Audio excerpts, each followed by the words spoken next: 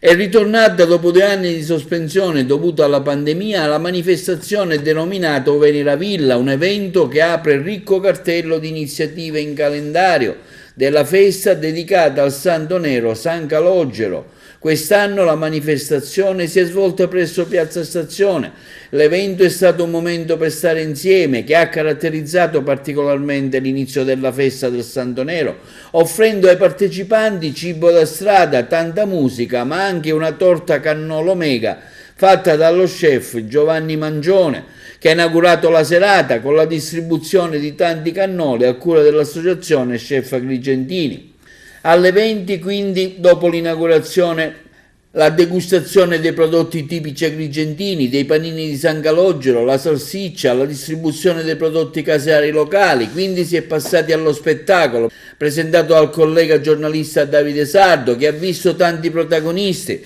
Tommy Sinatra ha mandato un videomessaggio nell'impossibilità di essere presente alla manifestazione, quindi la bella esibizione di Massimo Spada, che ha anche raccontato le sue barzellette, quindi quartet folk, i Tammurati Girgenti, l'orchestra dei maestri siciliani agrigentini, i gruppi folcloristici Fiori del Mandorlo e Gergente, l'orchestra I Picciotti da Purtedda, i maestri Riccardo Pancucci e Francesco Porretta, Gloria Graziano e i bambini dell'associazione Saieva Ollus.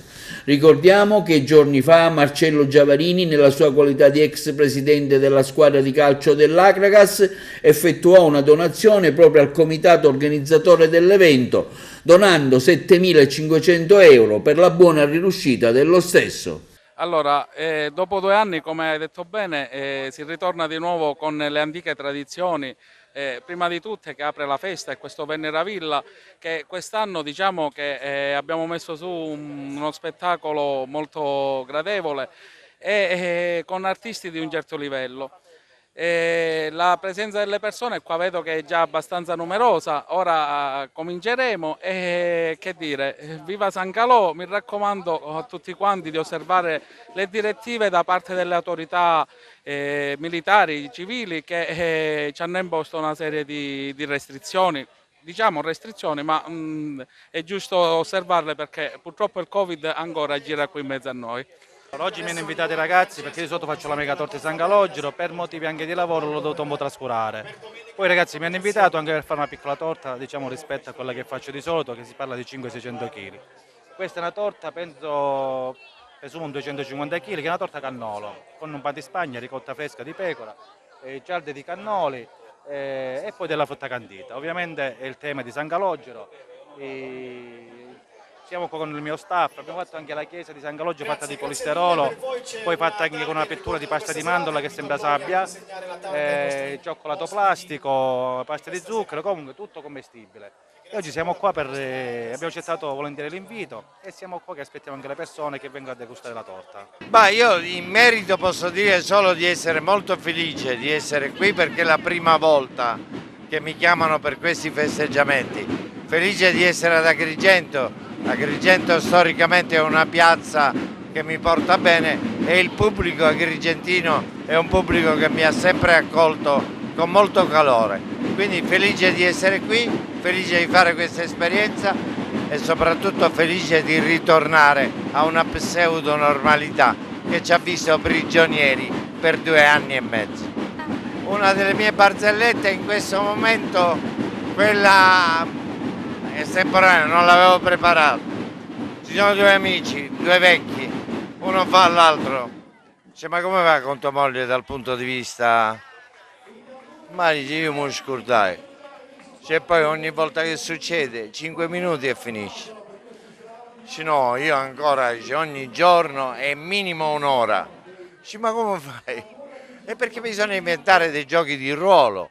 Noi adesso stiamo giocando che io sono il medico e lei la paziente. E dico: va bene, questo lo capisco, ma come fai a durare un'ora? Ha fatto aspettare 55 minuti in sala d'aspetto.